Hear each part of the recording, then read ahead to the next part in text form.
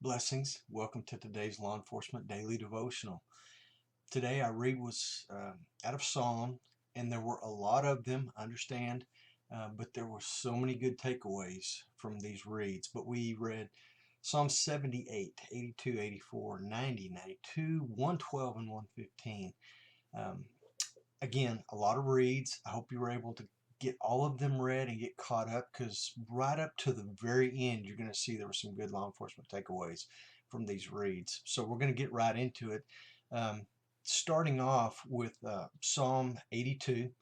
And in the very beginning of Psalm 82, God's speaking to community leaders. He's speaking to rulers, to people who have influence over their communities. And he gives them a warning about how they're ruling the people of their area, their jurisdiction, basically.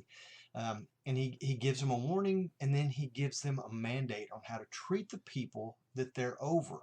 As law enforcement officers, that really speaks to us because we're over a set of people in a jurisdiction or a district or an area.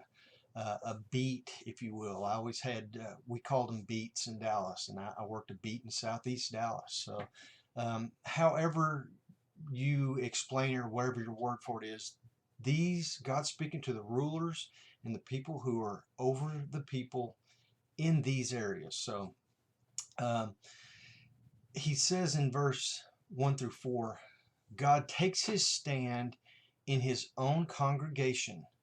He judges in the midst of the rulers. How long will you judge unjustly and show partiality to the wicked? Now, hopefully we're not doing this, but if we are, this is a warning to stop it.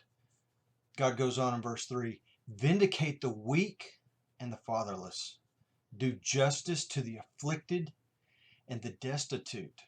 We've seen this before, where God really expects us to go to the fringes of our society and help those people who are in need. There are great blessings for this, but we don't just do it for the blessings. We do it because we fear the Lord. We fear the consequences of what he's warning us here about doing the wrong thing. He is the judge after all. Verse 4, it says, rescue the weak and the needy. Deliver them out of the hand of the wicked. That's our job. And that should be really simple for us. So this warning may or may not apply to us. If it does apply, it only applies to probably 1 or 2% of all law enforcement, because the rest of us fall into this area of doing righteousness. So go out into your communities, be righteous, set the righteous example for other people to follow. And just a note, in Psalm 84, verse 12, it says, O Lord of hosts, how blessed is the man who trusts in you. How blessed is the man or the woman who trusts in God.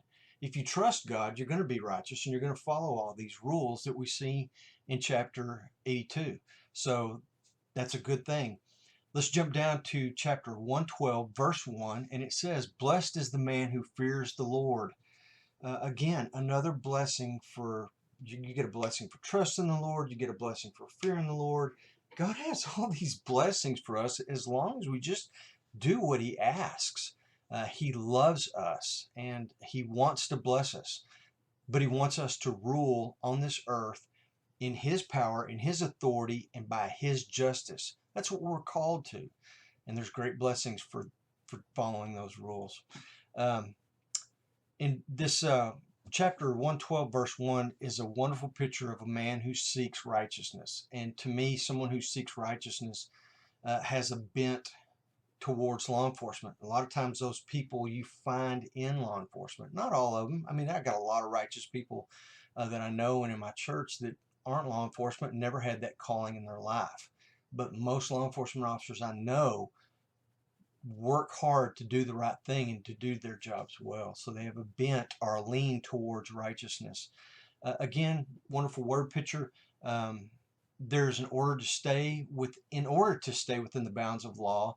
A man who is righteous will study God's law, so he knows what the rules are, and he will play by the rules. And there's great peace, comfort, and confidence in knowing what the rules are. And staying within the bounds of God's rules. Man, when I'm doing God's work and I'm doing the right thing, um, there's a peace and a comfort and a confidence in God that comes over me, that is in my life. But I'm not a perfect man. I find myself doing things wrong. And we all know it's a terrible life to be someone who's always looking over their shoulder, uh, guilt ridden, conscious. Their conscience burns them.